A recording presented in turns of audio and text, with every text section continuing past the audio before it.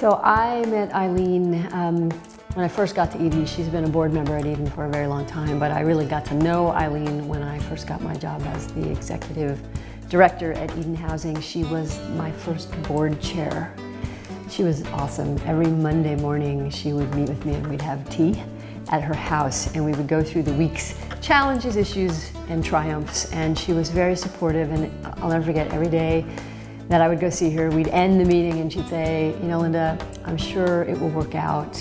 You have a good plan and we'll come back next week and we'll work on the next challenge. No problem ever seemed insurmountable to her, so it was great to have her as the first chairperson to help me learn how to do my job. So when she was the mayor of Hayward, it was during that time when the federal government had a lot of programs to help create urban revitalization and affordable housing and housing opportunities for people. And so the feds gave us two choices. Hayward could create their own community development organization, or they could adopt an organization that existed in the neighborhood.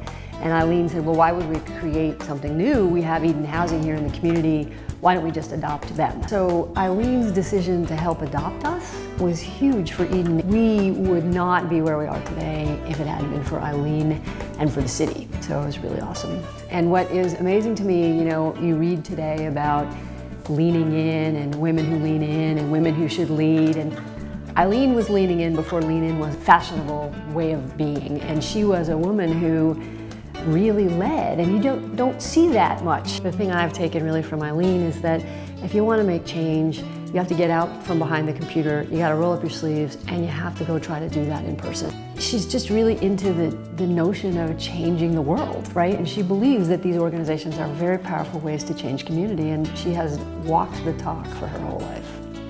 I met Miss Weinreb in the early 70s. I thought that she was a very people-oriented person, and what I mean by that is basically she was really into folks and really was concerned about what they thought about our community and about issues that faced our community, and very serious lady.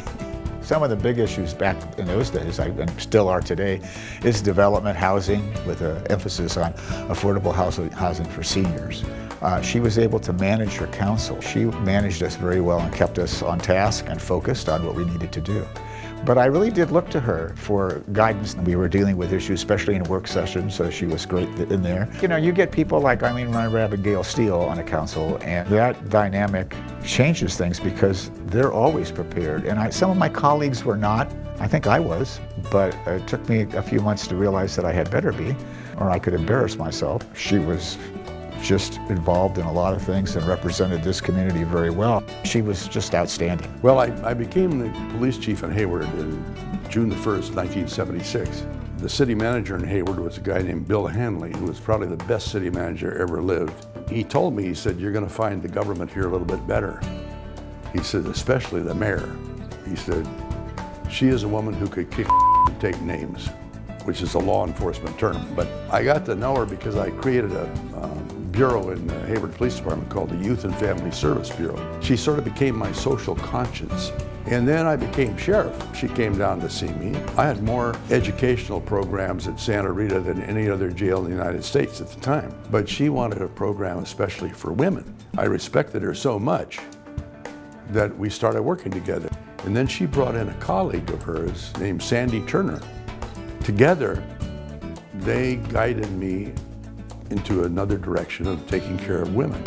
Mom's program, teaching them how to take care of babies, how to write checks, how to pay their bills. It was just a wonderful program. This award for her is long overdue. She's a real kind, good woman. Until she takes a dying breath, she'll be out there fighting for whatever cause she believes in.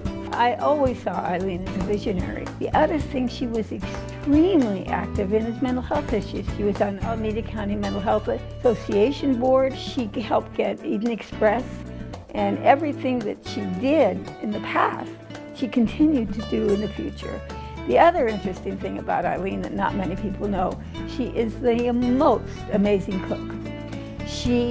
I don't know how in the world she does it, but when she had these lunches for Mom, nobody could believe what they were given for lunch. Whatever Ilene does, she does it with warmth and professionalism. I've known Ilene since I started working here. I started in 1989, And when I first started working in 1989, in October, the earth shook. And we did have a regional earthquake. At that time, nobody was having any kind of housing resources to speak of. And Ilene was instrumental in assisting us in creating a countywide housing database. Well, it's now 82,000 housing units strong, and hundreds of thousands of people have been assisted over the years. And then in 1991, we had the Oakland firestorm. And as everyone knows, Ilene lost her house and everything in it.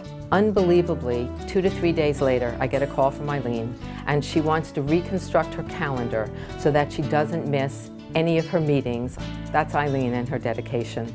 In the early 2000s, with Ilene's assistance and the entire board of Eden INR, Eden INR was instrumental in bringing the 211 phone number to California. And it took us 4 years, but we succeeded in getting the money we needed to operate this phone number that linked people with health, housing, and human services. We are now currently serving over 100,000 people a year through this telephone number. Ilene has also been instrumental in promoting information and referral. She understands the value of it, she educates people about it, and she helps it be sustainable, because without that, people can't be linked to the critical services that they need 24 hours a day, 7 days a week. And we truly applaud her for that. Congratulations, Ilene!